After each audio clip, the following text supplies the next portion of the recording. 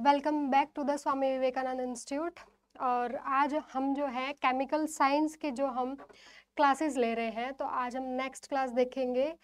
हम क्या पढ़ रहे थे, नेक्स्ट क्लास देखने से पहले जो है थोड़ा सा रिवाइज कर लेते हैं, क्योंकि थोड़ा सा ना याद आना ज़रूरी है कि लास्ट क्लास में हमने क्या पढ़ा था, लास्ट क्लास में कौन कौन से टॉपिक्स देखे थे, कहाँ पे लास्ट क्लास एंड हुई थी। तो वो फिर क्या है ना, थोड़ा याद आना ज़रूरी है, उसी के बाद हम आज की क्लास शुरू करेंगे। ओके तो लास्ट जो हम पढ़ रहे थे वो पढ़ रहे थे केमिकल बॉन्डिंग। केमिकल बॉन्डिंग यानी कि दो एटम्स, दो या दो से ज़्यादा एटम्स जो है बॉन्ड बनाने के बाद कैसे किसी भी मॉलिक्यूल का फॉर्मेशन करते हैं, किस टाइप का बॉन्ड उनके बीच में बनता है, कौन कौन सी कंडीशंस में किस किस टाइप की बॉन्डिंग्स होती है, कैसे ओवरलैपिंग होती है, कौन से ऑर्बिटल्स यूज होते हैं। तो क्या है ना, ये एक हिस्ट्री है जो आपको पता होनी चाहिए। हिस्ट्री किसकी? एटम की। एटम के क्या नेचर होता है, कैसे वो दूसरे एटम के साथ क्या करता है, इंटरेक्ट करता है, कौन से अट्रैक्टिव फोर्सेस, रिपल्सिव फोर्सेस, ये सारी चीज़ों का अगर आपको आइडिया है तो आप क्या कर सकते हो, इजीली आगे उसके कंपाउंड्स के जो कैरेक्टरिस्टिक्स होते हैं, प्रॉपर्टीज होती है कंपाउंड की, कि कहाँ पे वो एसिडिक बिहेव करेगा, कहाँ पे बेसिक, कौन सा कंपाउंड ज़्यादा एसिडिक है, कौन सा बेसिक है, कौन सा किसके साथ रिएक्ट करेगा। तो ये सब चीज़ें समझने के लिए केमिकल बॉन्डिंग चैप्टर को अच्छे से समझना बहुत ज़रूरी है। ठीक है, तो हम केमिकल बॉन्डिंग पढ़ रहे थे। हमने इससे पहले क्या देखा था? इससे पहले हमने हाइब्रिडाइजेशन देखा था।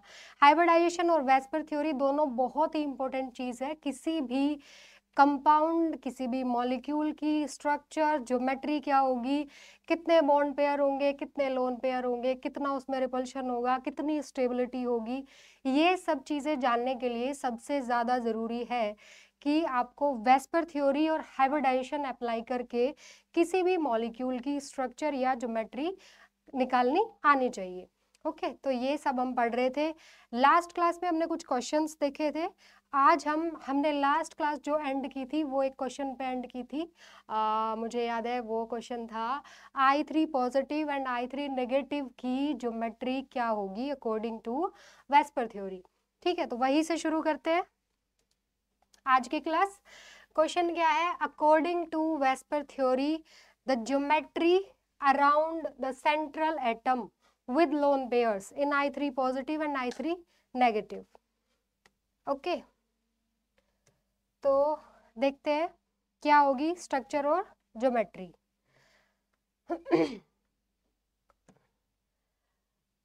सबसे पहले देखते हैं I3 पॉजिटिव का केस। I3 पॉजिटिव के अंदर क्या होगी स्ट्रक्चर और ज्योमेट्री।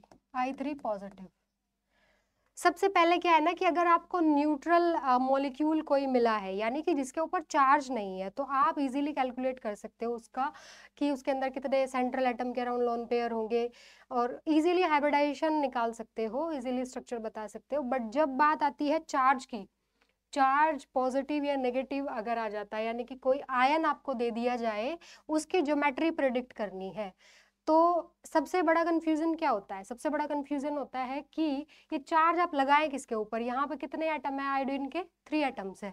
तीनों में से किसके ऊपर आप चार्ज लगाओगे? चलो यहाँ पे तो क्या है कि सिमिलर है। ओके, कहीं पे आपको कोई भी दो अलग अलग एटम दे दिए जाएंगे, जैसे कि CO3 2 नेगेटिव, यहाँ पे आप कार्बन है, दो क्या है, ऑक्सीजन है, किसके ऊपर चार्ज लगाएं? तो क्या होता है, सबसे पहले आपको चार्ज पता होना चाहिए कि आप किसके ऊपर चार्ज वो होगा। चार्ज होगा मोस्ट इलेक्ट्रोनेगेटिव एटम के ऊपर।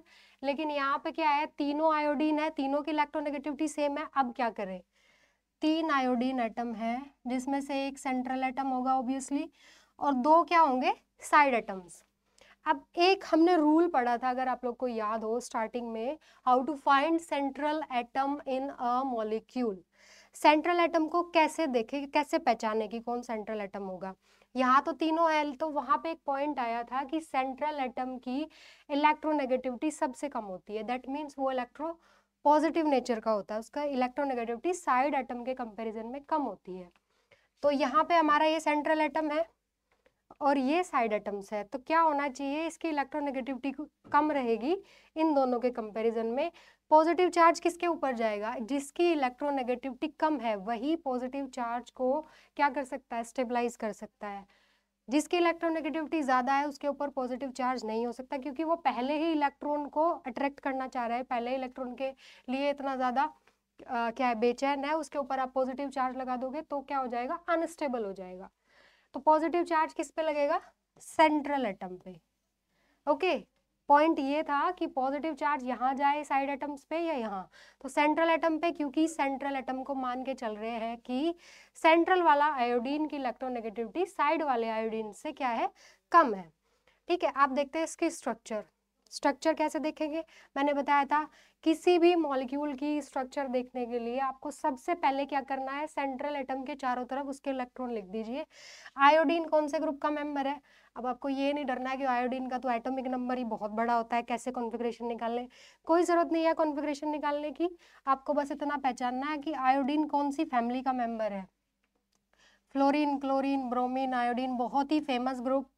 ठीक है, 17 ग्रुप जो होता है पीरियोडिक टेबल के अंदर, पी ब्लॉक, हेलोजेंस जिनको हम कहते हैं, सबसे ज़्यादा इलेक्ट्रोनेगेटिव एलिमेंट्स ये होते हैं पीरियोडिक टेबल के अंदर, इसलिए फेमस है, सबको पता होता है, fluorine, chlorine, bromine, iodine.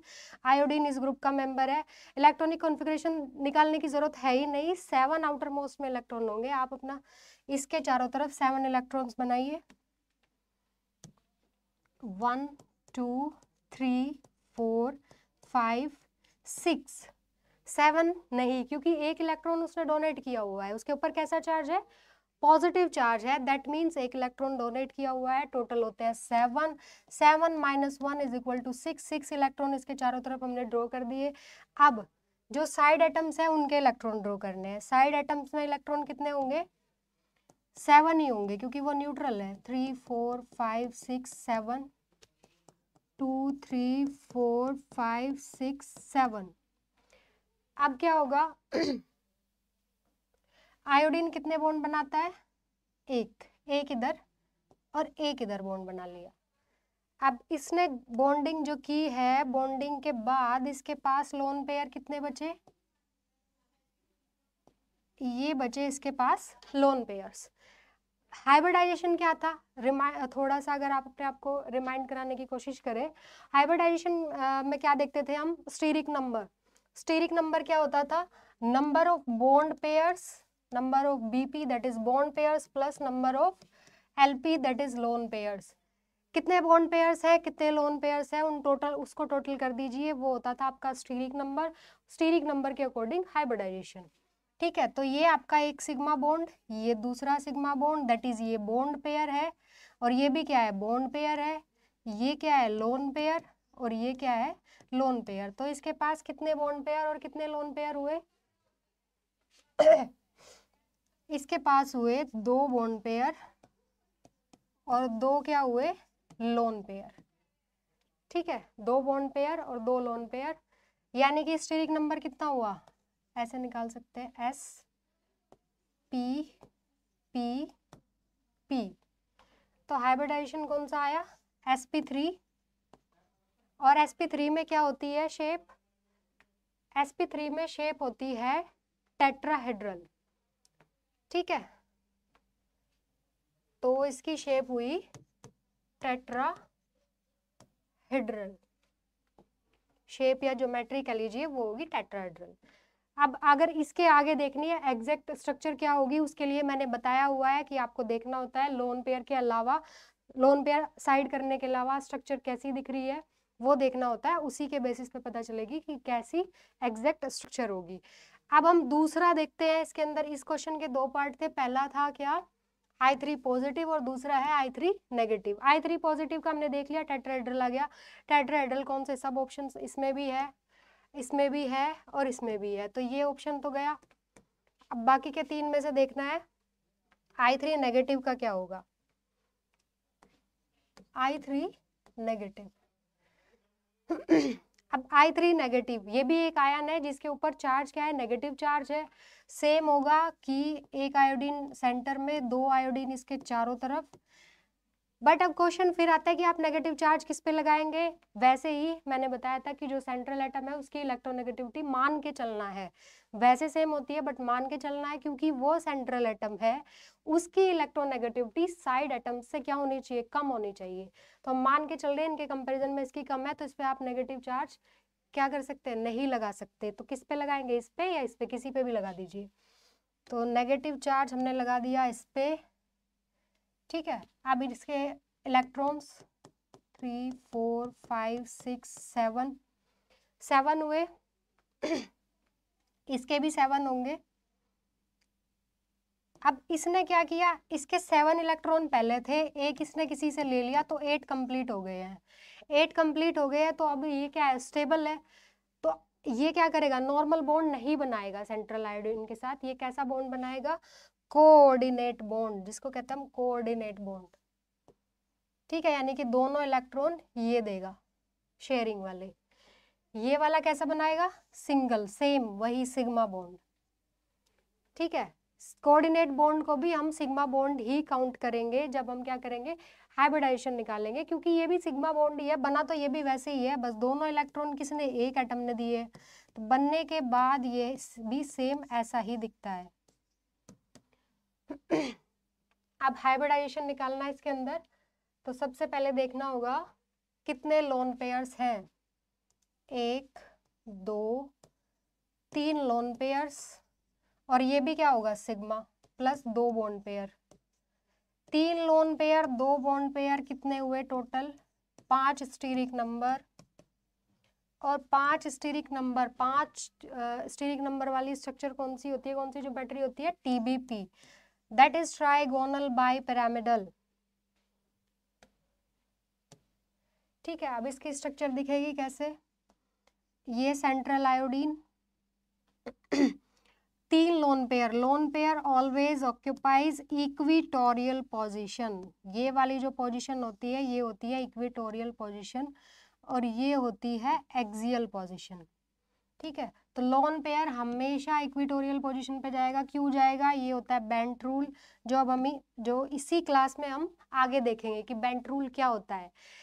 TBP जो स्ट्रक्चर होती है ना, उसके साथ थोड़ी सी स्टोरी उसकी अलग है। टीबीपी में 2 तरह के बॉन्ड आपको मिलेंगे, एक होते हैं इक्विटोरियल, जिनको इनको कहते हैं इक्विटोरियल, और इनको कहते हैं axial, equatorial equatorial axial axial, ठीक है। तो 2 तरह के बॉन्ड्स होते हैं, दोनों का नेचर अलग अलग होता है, बॉन्ड एंगल अलग होता है, बॉन्ड लेंथ अलग होती है, ये वाली बॉन्ड लेंथ ज्यादा होती है, एस और पी कैरेक्टर अलग अलग होता है, ठीक है। जो इक्विटोरियल बॉन्ड्स होते हैं, इक्विटोरियल जो ऑर्बिटल्स होंगे हाइब्रिडाइजेशन के बाद जो बने होंगे आयोडीन के, उनके अंदर एस कैरेक्टर ज्यादा होगा इधर वालों के कंपेरिजन में, एक्सियल के कंपेरिजन में।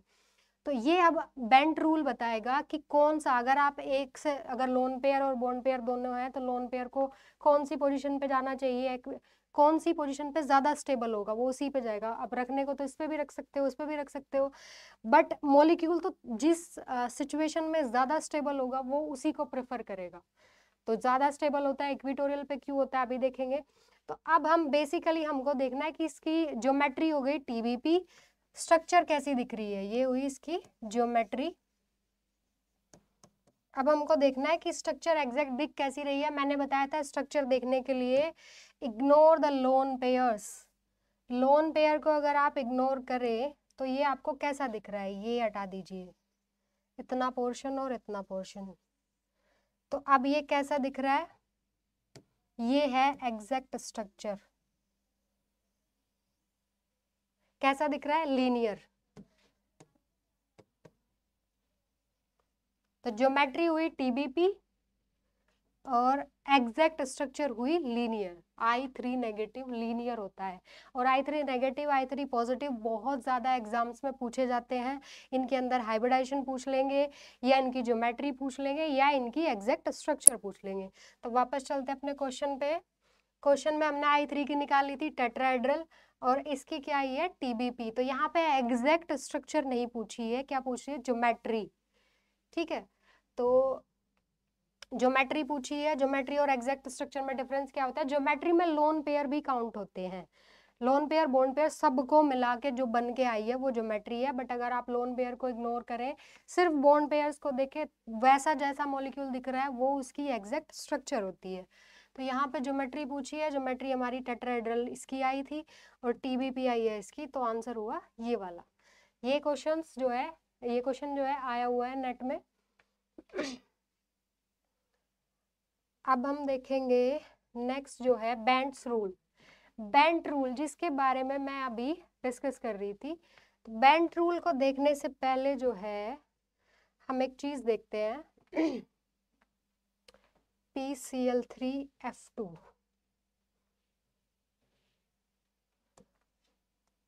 PCl3F2 बेंट रूल को समझने से पहले ये समझना जरूरी है कि बेंट रूल की जरूरत क्यों पड़ी, इस रूल की क्या जरूरत आई। क्योंकि कोई भी रूल, कोई भी कंसेप्ट, कोई भी हाइपोथेसिस, कोई भी थ्योरी कब आती है, जब उससे पीछे जो चीजें चल रही थी वो एक्सप्लेन नहीं कर पा रही थी कुछ चीजों को। तो उन नई चीजों को एक्सप्लेन करने के लिए नए रूल्स आते रहते हैं। तो वो रीजन क्या था, वो था बेंट रूल के लिए, कि बेंट रूल क्यों फॉर्मुलेट किया गया, वो था कि अभी हम इसको इस एग्जांपल से समझेंगे। PCl3F2 है, Cl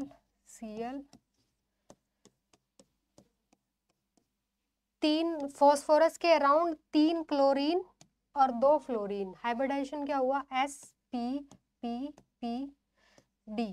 sp3d hybridisation, steric number कितना हुआ, 1 3 1 कितना 5 स्टेरिक नंबर, टीबीपी ज्योमेट्री। ठीक है, तो टीबीपी ज्योमेट्री आ गई। अब टीबीपी ज्योमेट्री में मैंने बताया आपको कि 2 तरीके के जो फॉस्फोरस क्या करेगा, यहाँ पे जो हाइब्रिड ऑर्बिटल्स बनाएगा, 5 हाइब्रिड ऑर्बिटल बनाएगा फॉस्फोरस, एक s 3 p और एक d को मिला के। ठीक है, इनको सबको मिक्स करेंगे sp3d। तो ये मॉलिक्यूल बनाने से पहले क्या करा था, अगर आपको हाइब्रिडाइजेशन याद हो, 5 नए ऑर्बिटल्स बनेंगे, 1 2 3 4, sp3d हाइब्रिड ऑर्बिटल्स इनको बोलते हैं। तो क्या होगा कि ये जो नए ऑर्बिटल्स बनेंगे ना, sp3d हाइब्रिड ऑर्बिटल्स 5, ये central atom that is phosphorus के अराउंड इस तरीके से अरेंज होंगे। मैंने बताया था हाइब्रिडाइजेशन में, पहले हाइब्रिडाइजेशन होगा, उसके बाद जो हाइब्रिड ऑर्बिटल्स बन के आए हैं वो सेंट्रल एटम के अराउंड इस तरीके से अरेंज होंगे कि उनके बीच में मिनिमम रिपल्शन हो। तो 5 ऑर्बिटल्स कैसे अरेंज हो सकते हैं, वो हुए हैं ऐसे। ठीक है, 3 तो ऐसे हो गए एक प्लेन में, ये सेंट्रल एटम था यहाँ पे, तो तीनों एक प्लेन में आ गए। दैट इज अगर आपको याद हो sp2 हाइब्रिडाइजेशन था। sp2 हाइब्रिडाइजेशन में ऐसे ही एक s और 2 p ऑर्बिटल मिक्स होते हैं, 3 नए ऑर्बिटल बनते हैं, वो 3 ऐसे अरेंज होते हैं। किसी भी सेंट्रल एटम के अराउंड 3 ऑर्बिटल ऐसे अरेंज होंगे कि उनके बीच का एंगल कितना हो, 120, क्योंकि 360 divided by 120 is equal to 3। तो 3 इस तरीके से अरेंज हो सकते हैं कि उनके बीच मैक्सिमम एंगल 120 हो सकता है। तो इनके बीच का एंगल कितना हुआ, 120।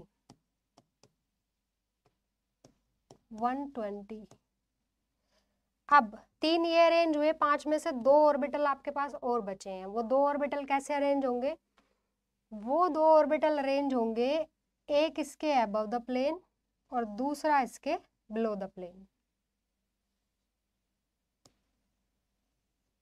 ठीक है, ये आपका इनके बीच का जो एंगल होगा वो होगा 180, क्योंकि 2 ऑर्बिटल के बीच पे मैक्सिमम एंगल, भाई ये पूरा सर्कल कितने का होता है, 360 का। अब आपको इसमें 2 कोई भी चीजें इस तरीके से रखनी है कि वो एक दूसरे से मैक्सिमम डिस्टेंस पे हो। डिस्टेंस मैक्सिमम तो रिपल्शन क्या होगा, मिनिमम होगा। तो मैक्सिमम डिस्टेंस कितनी हो सकती है कि वो इस तरीके से हो कि उनके बीच का एंगल 180 हो जाए। 360 को डिवाइड कर दो 2 से तो 180 आया। तो मैक्सिमम एंगल इनके बीच हो सकता है 180। तो इसीलिए जो आपका sp हाइब्रिडाइजेशन होता है उसके अंदर मैक्सिमम एंगल होता है 180 होता है एंगल। तो अभी हम क्या चीज देख रहे थे, sp3d हाइब्रिडाइजेशन जो होता है, जिसमें TBP ज्योमेट्री आती है, उसमें जो हाइब्रिड ऑर्बिटल्स होते हैं वो कुछ इस तरीके से अरेंज होते हैं कि 2 सेट बन जाते हैं। ये जो हाइब्रिडाइजेशन है इसको आप ऐसे भी लिख सकते हैं sp3d को, that is sp3d is equal to sp2 plus pd। 2 set of orbitals बन जाते हैं, हाइब्रिड ऑर्बिटल्स 2 सेट बना लेते हैं। जैसे आपको याद होगा कोऑर्डिनेशन में क्या होता है, जब कोऑर्डिनेशन कंपाउंड्स बनते हैं तो d ऑर्बिटल स्प्लिट होता है T2g और Eg में। T2g और Eg वहां पे क्या है, T2g और Eg वहां पे है, T2g है ट्रिपली डीजेनरेट, जो 3 ऑर्बिटल होते हैं वो एक सेट बना लेते हैं, और Eg क्या है, डबली डीजेनरेट, दैट इज 2 ऑर्बिटल जो है वो एक सेट बना लेते हैं। तो वैसे ही यहाँ पे ये ग्रुप ऑफ ऑर्बिटल्स है, तो जो sp2 है वो फॉर्म करेगा आपका इक्विटोरियल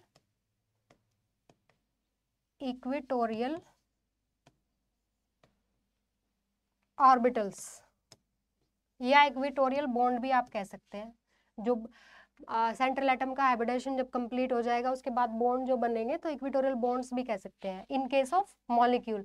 अगर आप सिर्फ सेंट्रल एटम की बात कर रहे हैं तो हम यहाँ पे इनको कहेंगे equatorial set of hybrid orbitals. और पीडी जो बनाएगा वो क्या बनाएगा, वो आपका बनाएगा एक्सियल सेट। ठीक है, तो ये क्या है, एक्सियल, इसको ए से मैं लिख देती हूँ। ये वाला क्या है, इक्विटोरियल, इसको ई लिख देती हूँ। तो जो TBP ज्योमेट्री है उसके अंदर आपने क्या देखा कि 2 तरह के आपके ऑर्बिटल्स, हाइब्रिड ऑर्बिटल्स जो है वो 2 तरह के हैं, अलग अलग नहीं है, ये है सेम, एनर्जी वगैरह सेम है, बट क्या है कि फिर भी इनमें कुछ डिफरेंस आ जाता है। किसकी वजह से आता है, वही बेंट रूल ने एक्सप्लेन किया है। तो जब फॉस्फोरस को अगर सेम एटम अप्रोच कर रहे हैं, जैसे कि PCl5 आप देख लीजिए, PCl5 अगर है, PCl5 भी क्या होगा, TBP ज्योमेट्री होगी उसकी भी, उसके अंदर भी क्या है, फॉस्फोरस है, और फॉस्फोरस के अलावा 5 क्लोरीन एटम है। तो पांचों एटम जो है साइड एटम सेम है। अब कोई इक्विटोरियल में जाए कोई एक्सियल में जाए, क्या फर्क पड़ता है, कोई फर्क नहीं पड़ता। लेकिन जब 2 अलग अलग एटम अप्रोच करते हैं सेंट्रल एटम को इन केस ऑफ TBP ज्योमेट्री, तब क्या होगा कि कुछ ऐसा होगा, फिक्स होगा कि कोई एटम इक्विटोरियल पोजीशन को प्रीफर करेगा, कोई एक्सियल को करेगा, वो चूज करेंगे, क्योंकि अब उनके पास 2 ऑप्शंस है, एक्सियल इक्विटोरियल, तो दोनों चूज करेंगे कि भाई मैं तो एक्सियल प्रीफर करूंगा क्योंकि मेरी स्टेबिलिटी यहाँ अच्छी है। ठीक है, तो वही रूल को बताने के लिए कि कौन सा एक्सियल पे जाएगा कौन सा इक्विटोरियल पे जाएगा, वही रूल को वही चीज को एक्सप्लेन करने के लिए आया है बेंट रूल। तो अब हम देखते हैं कि 2 सेट बने, इक्विटोरियल और एक्सियल। तो मैंने बताया कि जो इक्विटोरियल बना है वो बना है sp2 से और एक्सियल बना है pd से। तो आपको यही से समझ आ रहा होगा sp2, इसका मतलब इसके अंदर s कैरेक्टर ज्यादा है, इसके अंदर s कैरेक्टर ज्यादा है, और इसके अंदर s कैरेक्टर है ही नहीं क्योंकि pd से बना है, इसके अंदर s कैरेक्टर कम है। तो इक्विटोरियल के अंदर एस कैरेक्टर ज्यादा है कंपेरेटिव टू एक्सियल। ये चीज मैं क्यों बता रही हूँ, एस कैरेक्टर कहाँ से आया, एस कैरेक्टर के बारे में मैंने बिल्कुल शुरू में बताया था कि एस कैरेक्टर बहुत इंपॉर्टेंट है किसी भी मॉलिक्यूल के अंदर जानना, बहुत सारी चीजें इसके साथ डायरेक्टली कनेक्टेड होती है, इलेक्ट्रोनेगेटिविटी वगैरह ये सब। तो एस कैरेक्टर का यहाँ पे रोल ये है कि जैसे आप देख रहे हैं कि हमारे पास एक फ्लोरीन है और एक है क्लोरीन। अब दोनों का नेचर सेम तो नहीं है तो दोनों हेलोजेंस, लेकिन दोनों में डिफरेंस क्या है, डिफरेंस है दोनों के अंदर इलेक्ट्रोनेगेटिविटी का। एक की इलेक्ट्रोनेगेटिविटी ज्यादा होगी, दूसरे की इलेक्ट्रोनेगेटिविटी क्या होगी, कम होगी। तो fluorine is more electronegative than chlorine. अब क्या होगा, फ्लोरीन का, अब दोनों के पास ना ऑर्बिटल चूज करने का ऑप्शन है, एक्सियल और इक्विटोरियल। भाई आप चूज करो कि आपको किसके साथ ज्यादा स्टेबल बॉन्ड आपका बन पाएगा, वो देखना है। अब अगर सबसे पहले हम फ्लोरीन को देखें, क्योंकि फ्लोरीन की इलेक्ट्रोनेगेटिविटी ज्यादा है, तो फ्लोरीन इन जो 2 आपके सेट है ऑर्बिटल इक्विटोरियल और एक्सियल, इनमें से किसको प्रेफर करेगा। अब बिना रूल के ऐसी कुछ सेकंड के लिए सोचो कि फ्लोरीन कहाँ जाएगा, इक्विटोरियल या एक्सियल। तो इसको सोचने के लिए ज़रूरी है कि ये ध्यान में रखना कि फ्लोरीन किस टाइप के ऑर्बिटल्स को प्रेफर करेगा। फ्लोरीन उस टाइप के ऑर्बिटल्स को प्रेफर करेगा जहां से उसके लिए इलेक्ट्रॉन छीनना आसान हो, इलेक्ट्रॉन निकालना आसान हो जहां से उसके लिए, या फिर जिन ऑर्बिटल्स की इलेक्ट्रोनेगेटिविटी कम हो। ऑर्बिटल्स की इलेक्ट्रोनेगेटिविटी क्या है ये मैंने बताया था बिल्कुल शुरू में, कि जिन ऑर्बिटल्स के अंदर एस कैरेक्टर ज़्यादा होता है वो आप मान के चलिए कि वो वाले जो एटम्स होंगे, वो वाले जो मॉलिक्यूल होंगे जिनके अंदर एस कैरेक्टर ज़्यादा होगा, उनकी इलेक्ट्रोनेगेटिविटी क्या होगी, ज़्यादा होगी। क्योंकि एस कैरेक्टर क्या होता है, न्यूक्लियस के ज़्यादा, एस ऑर्बिटल न्यूक्लियस के ज़्यादा पास होता है। तो यहाँ पे अगर हम फ्लोरीन का केस देखें, फ्लोरीन वहाँ जाएगा जहाँ से उसके लिए भाई बॉन्ड बनेगा, किसके बीच में, पी और एफ के बीच में बॉन्ड बनेगा। तो जो शेयरिंग का जो एक पेयर होगा ना इलेक्ट्रॉन का, ये इसको फ्लोरीन अपनी तरफ अट्रैक्ट करेगा। ये बिल्कुल सेंटर में नहीं रहेगा क्योंकि फ्लोरीन की इलेक्ट्रोनेगेटिविटी ज्यादा है। तो फ्लोरीन क्या करेगा, इसको अपनी तरफ अट्रैक्ट करेगा। अब फ्लोरीन उन ऑर्बिटल्स को प्रेफर करेगा जहां पे उसके लिए ये ज्यादा आसान हो इस इलेक्ट्रॉन पेयर को अपनी तरफ खींचना। तो वो कौन से ऑर्बिटल में ज्यादा आसान होगा, जो ऑर्बिटल फॉस्फोरस के न्यूक्लियस से डिस्टेंस पे होंगे। भाई एक तो ऑर्बिटल पास में है न्यूक्लियस के, और दूसरा ऑर्बिटल क्या है, न्यूक्लियस से दूर है। तो न्यूक्लियस से दूर वाला जो ऑर्बिटल होगा उससे इलेक्ट्रॉन को अपनी तरफ खींचना आसान है क्योंकि उसके ऊपर न्यूक्लियर फोर्स कम लग रहा है। अब जैसे ये वाला जो है, एक ये ऑर्बिटल है और एक ये ऑर्बिटल है, तो इसके अंदर जो इलेक्ट्रॉन है और इसके अंदर जो इलेक्ट्रॉन है, इसको फ्लोरीन जल्दी से खींच सकता है इसके कंपैरिजन में, क्योंकि इसके ऊपर न्यूक्लियर चार्ज ज्यादा लग रहा है। न्यूक्लियस ने इसको कस के पकड़ा हुआ है। न्यूक्लियस के अंदर जो प्रोटॉन्स हैं वो इलेक्ट्रॉन को ज्यादा स्ट्रॉन्गली अट्रैक्ट कर रहे हैं। तो यहाँ से इलेक्ट्रॉन निकालना मुश्किल है, निकल तो यहाँ से भी जाएगा अगर कोई बहुत ज्यादा इलेक्ट्रोनेगेटिव एटम आ जाए, that is fluorine is a electronegative atom, बहुत ज्यादा हाईली इलेक्ट्रोनेगेटिव। तो फ्लोरीन यहाँ से भी निकाल सकता है, बट इजी तो उसके लिए यहाँ से है ना, तो वो क्यों अपने काम को कोई भी डिफिकल्ट क्यों करेगा। जहां से जो काम इजीली हो सकता है उसको डिफिकल्ट क्यों बनाना। तो यहाँ से इलेक्ट्रॉन निकालना आसान है, इसीलिए फ्लोरीन यहाँ पे वो ऑर्बिटल्स प्रेफर करेगा जहां से वो इजीली इलेक्ट्रॉन निकाल सकता हो। दैट इज, अब आपके पास ऑर्बिटल कौन कौन से हैं, एस, पी और डी, तीन ऑर्बिटल्स हैं, एस, पी, डी। मैंने बताया था कि न्यूक्लियस के सबसे पास होता है एस, फिर होता है पी और फिर होता है डी। तो एस न्यूक्लियस के पास है, तो अगर वो, अब हाइब्रिड ऑर्बिटल्स क्या है, हाइब्रिड ऑर्बिटल्स वो सेट है ऑर्बिटल्स के जो डिफरेंट ऑर्बिटल को मिक्स करके बने हैं। उनके अंदर सबका कैरेक्टर होगा, एस का भी अगर एस पी से बने हैं तो दोनों के होंगे, यहाँ पे किससे बने हैं, एस पी डी से, तो तीनों के कैरेक्टर होंगे। लेकिन जो इक्वेटोरियल सेट है उसके अंदर एस कैरेक्टर ज्यादा है, sp2, इसके अंदर एस कैरेक्टर ज्यादा है। और आप एक्सियल देख रहे हो तो उसके अंदर एस कैरेक्टर कम है, क्योंकि क्या है कि सिर्फ वो एज अ, उसको मान सकते हैं हम पीडी हाइब्रिडाइजेशन, ऐसा नहीं है कि एस कैरेक्टर नहीं है, बट वो कम है कंपेरेटिव टू दिस। तो पॉइंट क्या आता है कि जो आपका एक्सियल ऑर्बिटल्स होते हैं, फॉस्फोरस के हाइब्रिडाइजेशन से 5 हाइब्रिड ऑर्बिटल्स बने हैं, उनमें से जो एक्सियल का सेट होता है 2 का, वो कम एस कैरेक्टर रखते हैं, उनके अंदर एस कैरेक्टर कम होता है।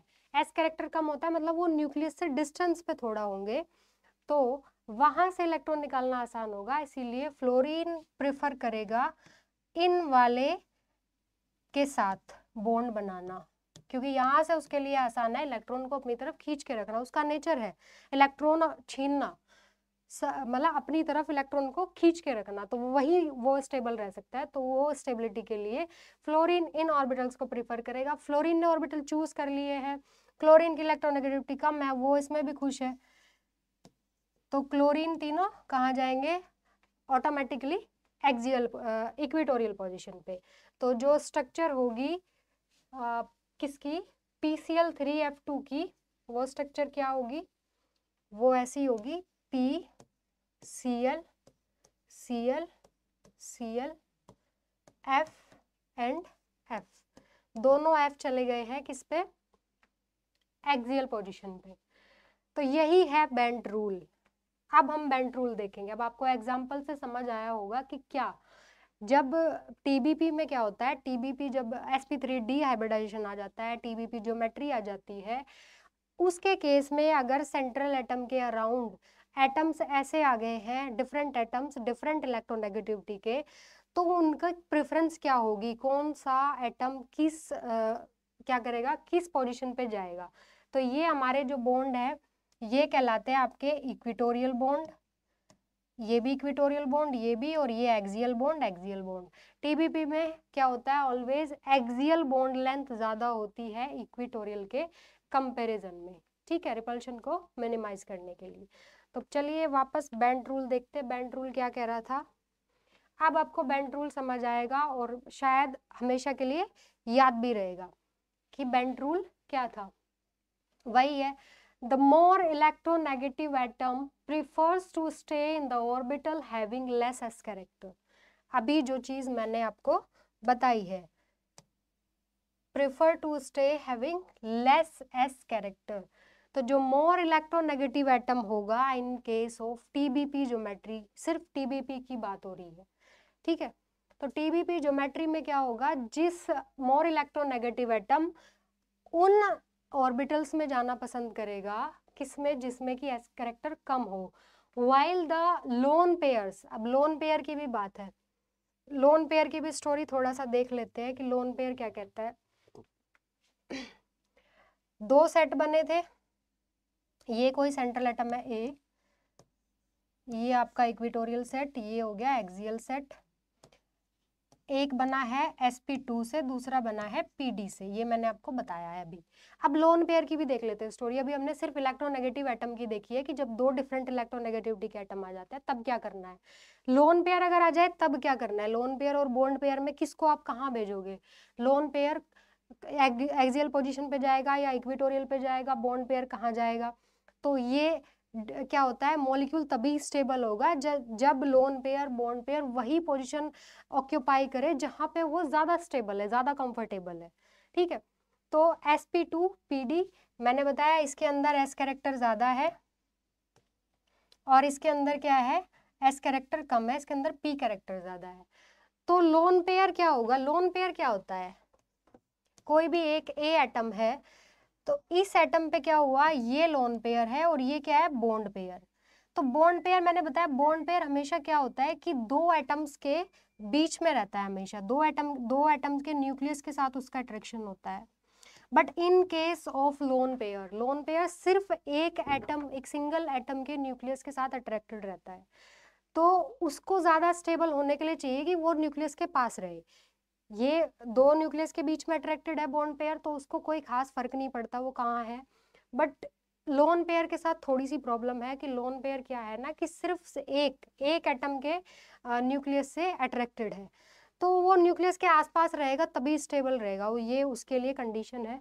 तो इसीलिए अब न्यूक्लियस के आसपास वाले ऑर्बिटल में उसको जाना है, उसकी प्रेफरेंस है न्यूक्लियस के पास रहना, और न्यूक्लियस के पास रहने के लिए क्या करना पड़ेगा, न्यूक्लियस के जो पास वाले ऑर्बिटल्स है उसमें जाना पड़ेगा। और न्यूक्लियस के पास ऑर्बिटल्स कौन सा होता है, sp-df में से s ऑर्बिटल सबसे पास होता है। तो इसीलिए लोन पेयर हमेशा उस ऑर्बिटल को प्रेफर करेगा जिनके अंदर s कैरेक्टर ज्यादा हो। तो s कैरेक्टर ज्यादा किसके अंदर है, इक्विटोरियल के, तो lone pair always occupies equatorial position. हम क्या करते हैं ना, शुरू से जब भी बेंट रूल पढ़ा ये चीज रट लेते हैं कि लोन पेयर इक्विटोरियल पे जाएगा और जो मोर इलेक्ट्रोनेगेटिव एटम है वो एक्सियल पे जाएगा। बट रटने जैसा कुछ है ही नहीं, समझने की कोशिश करो कि क्यों। भाई हम ह्यूमन बींग्स हैं, हम लोग क्या करते हैं, हम लोग का बिहेवियर क्या होता है कि हम लोग का भी नेचर होता है कि जिस सिचुएशन में हम, जहाँ जिन लोगों के साथ, जिस सिचुएशन में, जिस जगह पे हम ज़्यादा कंफर्टेबल होते हैं वही हम ज़्यादा प्रेफर करते हैं रहना। अनकंफर्टेबल सिचुएशन में कोई भी नहीं रहना चाहेगा। तो वही केस एटम्स के साथ भी है, वही केस क्या है, एटम्स की दुनिया में भी वही होता है। वो जहाँ जिस सिचुएशन में ज़्यादा चीज़ों को, मतलब ज़्यादा कंफर्टेबल का मतलब है कि ज़्यादा स्टेबल जहाँ पे होते हैं, तो सारा खेल स्टेबिलिटी का है। कोई भी एटम, कोई भी एलिमेंट, कोई भी इलेक्ट्रॉन्स, कोई भी ऑर्बिटल, सब चीज़ों में स्टेबिलिटी का खेल है। कोई भी मॉलिक्यूल ओवरऑल जब बनेगा ना, एग्जैक्ट जो ओवरऑल उसकी स्ट्रक्चर बन के आएगी, उसके अंदर जो सारे एटम्स हैं वो जब जिस सिचुएशन में स्टेबल होंगे वही उसकी स्ट्रक्चर होगी। तो कहने का मतलब ये है कि लोन पेयर हमेशा इक्विटोरियल पोजीशन पे इसलिए जाता है क्योंकि इक्विटोरियल जो ऑर्बिटल्स बन के आए हैं ना हाइब्रिडाइजेशन के बाद, उनके अंदर एस कैरेक्टर ज्यादा है, वो न्यूक्लियस के ज्यादा पास है, और लोन पेयर को क्या रहना है, न्यूक्लियस के पास रहना है, तो ऑटोमेटिकली वो किस में जाएगा, इक्विटोरियल में। तो अब हम देखते हैं बेंट रूल। अब आपको ये बेंट रूल जो है कभी नहीं भूलोगे, अच्छे से समझ आएगा। दो ही चीजें हैं बेंट रूल में। पहली कि more electronegative atom prefer to stay in the orbital having less s character, while lone pair prefers to stay in the orbital having more s character। समझ आ गया? Alternatively, it may be stated as for the TBP geometry, बात सिर्फ TBP geometry की हो रही है, बाकी की नहीं। The more electronegative atom prefer to the कौन से ऑर्बिटल को प्रीफर करेगा, एक्सियल ऑर्बिटल्स को, एक्सियल पोजीशन पे जाएगा मोर इलेक्ट्रोनेगेटिव एटम, और लोन पेयर कहाँ जाएगा, इक्विटोरियल पे। तो बहुत आपको पूरा कंसेप्ट भी समझ आया होगा कि क्या है, कंसेप्ट भी समझना जरूरी है, और लास्ट में जो कंक्लूजन निकल के आया है वो भी याद रखना जरूरी है, क्योंकि जब आप कोई क्वेश्चन सॉल्व करेंगे एग्जाम में तो ऑब्वियसली आप उसको पूरा निकाल के तो देखेंगे नहीं कि अच्छा ये एक्सियल है, इसमें ये हाइब्रिडाइजेशन, इसके अंदर एस कैरेक्टर ज्यादा है, इसके अंदर पी कैरेक्टर ज्यादा। वो आपके समझने के लिए है, क्योंकि जब आपको चीजें समझ आएंगी तो फिर रटना नहीं पड़ेगा कोई भी रूल, वो दिमाग में सेव हो जाएगा। तो ये लास्ट की लाइन भी याद रखनी जरूरी है, क्योंकि एग्जाम में सीधे यही करना है कि more electronegative atom axial position, lone pair equatorial position. किसी का भी जब आप स्ट्रक्चर बनाइएगा किसी भी मॉलिक्यूल का, तो यही करना है, लोन पेयर आया है तो सीधा इक्विटोरियल पे लगा दो, सारे लोन पेयर इक्विटोरियल पे, और जितने इलेक्ट्रोनेगेटिव एटम सबसे पहले एक्सियल से बढ़ना शुरू करो, जब एक्सियल खत्म हो जाए फिर इक्विटोरियल पे जाएगा। ठीक है, तो ये करना है। तो ये आपका बेंट रूल हो गया। अब इसके अंदर कुछ पॉइंट्स है, मैंने जो आपको अभी अभी बताया है कि sp3d हाइब्रिडेशन मिलके बना है दो से, अगर आप उसको स्प्लिट कर दो sp2 plus pd, that means कि पांचों बॉन्ड इक्वल नहीं होंगे जो बन के आएंगे लास्ट में मॉलिक्यूल में। 5 में से 3 का नेचर अलग होगा, 2 का नेचर अलग होगा। तो हमेशा क्या होता है, जो एक्सियल बॉन्ड लेंथ होती है वो इक्विटोरियल से हमेशा क्या होती है, ज्यादा होती है। ठीक है, नेक्स्ट है order of energy required to remove electron from a particular orbital having the same principal quantum number। तो एनर्जी का ऑर्डर जब आपको इलेक्ट्रॉन निकालने होते हैं, सबसे ज्यादा है S P D F. S orbital से इलेक्ट्रॉन निकालने के लिए सबसे ज्यादा एनर्जी लगती है, क्योंकि एस जो होता है न्यूक्लियस के पास होता है।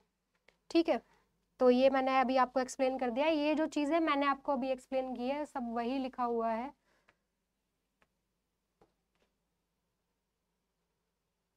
अब देखते हैं कुछ मॉलिक्यूल्स की स्ट्रक्चर जिनके अंदर डिफरेंट डिफरेंट क्या है, एटम्स हैं। तो सबसे पहले मैंने आपको PCl3F2 की बताई दी है। भाई इसकी बहुत सारी स्ट्रक्चर बन सकती थी, आप फ्लोरीन को यहाँ पे लगा सकते थे, यहाँ पे लगा सकते थे, बहुत सारी बन सकती थी, बट जो स्टेबल होगी एग्जिस्ट वही करेगी। आप कितने भी बनाए जाओ तो ये वाली स्टेबल होती है, ये एग्जिस्ट करती है। अब PCl2F3 में क्या होगा, P हाइब्रिडाइजेशन तो सेम है, बार बार निकालने की जरूरत नहीं है, TBP की बात हो रही है। 3 axial bond, 3 equatorial bond, 2 axial. तो फ्लोरीन, अब आप कहोगे यहाँ तो 3 फ्लोरीन है मैम, एक्सियल पोजीशन तो 2 ही है, तो आप कैसे 3 फ्लोरीन को एडजस्ट करेंगे। सबसे पहले आप एक्सियल पोजीशन को फिल कीजिए, मोर इलेक्ट्रोनेगेटिव एटम को एक्सियल पे भर दीजिए। अब जो बचा है अब उसके पास ऑप्शन थोड़ी है, इनके तो पास ऑप्शन था, अब दोनों पोजीशन ऑक्यूपाई हो चुकी है। तो अब क्या होगा, अब ऑब्वियसली अगला आइटम कहाँ जाएगा, यही जाएगा, 2 क्लोरीन। तो ये होगी इसकी स्ट्रक्चर। ठीक है, SF4 का देखते हैं। SF4 सेंट्रल एटम क्या है, सल्फर है, क्योंकि मोर इलेक्ट्रोनेगेटिविटी कम है, दूसरा नंबर में भी यही कम है, तो यही सेंट्रल एटम है। सेंट्रल एटम सल्फर, सल्फर के आउटर मोस्ट में होते हैं 6 इलेक्ट्रॉन, 4 फ्लोरीन के साथ बन गए बॉन्ड, और एक बच गया लोन पेयर। ठीक है, अब हाइब्रिडाइजेशन बताइए। sp3d, sp3d स्टीरिक नंबर कितना था, 5, 1 2 3 4 5, एक lone pair plus 4 sigma, 4 bond pair. एक लोन पेयर, 4 बॉन्ड पेयर। अब लोन पेयर आ गया है, अब लोन पेयर को आपने क्या करना है, सीधा उठा के लगा दीजिए लोन पेयर को कौन सी पोजीशन पे, इक्वेटोरियल पोजीशन पे। लोन पेयर इक्वेटोरियल पोजीशन पे क्यों जा रहा है, क्योंकि इक्वेटोरियल के अंदर एस कैरेक्टर ज्यादा है, इक्वेटोरियल वाले बॉन्ड जो है किसके पास है, न्यूक्लियस के पास ज्यादा है। तो ये आपका लोन पेयर हुआ यहाँ पे, ये हुए बॉन्ड पेयर, 2 यहाँ चले जाएंगे, 2 चले जाएंगे एक्सियल पे। इसकी इस मॉलिक्यूल की स्ट्रक्चर कई बार पूछी गई है, कई सारे एग्जाम्स में पूछी गई है, इवन नेट में भी पूछी गई है। अभी आपको कैसा दिखाई दे रहा है, अगर मैं इसको क्या बोलते हैं, इसको यहाँ से डिलीट कर दूं तो ये कैसा दिखाई दे रहा है, ये दिखाई देगा ऐसा, सी सॉ इसको बोलते हैं, ये वाली जो ज्योमेट्री है इसको बोलते हैं सी सॉ शेप, सॉरी ये वाली जो शेप है इसके सी सॉ बोलते हैं, जो एक ऐसा पार्क में जो एक बच्चों का झूला टाइप होता है सी सॉ, तो ये वैसा दिख रहा है। अगर आप इसको घुमा के ऐसे बनाएंगे, ये 2 इसके स्टैंड्स और ये जो 2 इसके वो होते हैं, तो इस वाली शेप को हम बोलते हैं सी सॉ। तो ये पता होना बहुत ज़रूरी है कि आप लोन पेयर को कहाँ पे लगाओगे और मोर इलेक्ट्रोनेगेटिव एटम को कहाँ पे लगाओगे, क्योंकि ये पता होने के बाद ही आप क्या कर सकते हैं, एग्जैक्ट उसकी स्ट्रक्चर बता पाओगे। वैसे कहीं भी लगा दोगे, आपने तो स्ट्रक्चर अपनी तरफ से बना दी, लेकिन वो एग्जिस्ट नहीं करती क्योंकि वो स्टेबल नहीं है। क्लियर है? तो अब हम जो है बाकी का इससे आगे देखेंगे नेक्स्ट क्लास में। तब तक आप कीजिए बेंट रूल के ऊपर जितने भी क्वेश्चंस बनते हैं उनको प्रैक्टिस कीजिए, ताकि ये रूल आपके दिमाग में हमेशा के लिए सेव हो जाए। Thanks for watching.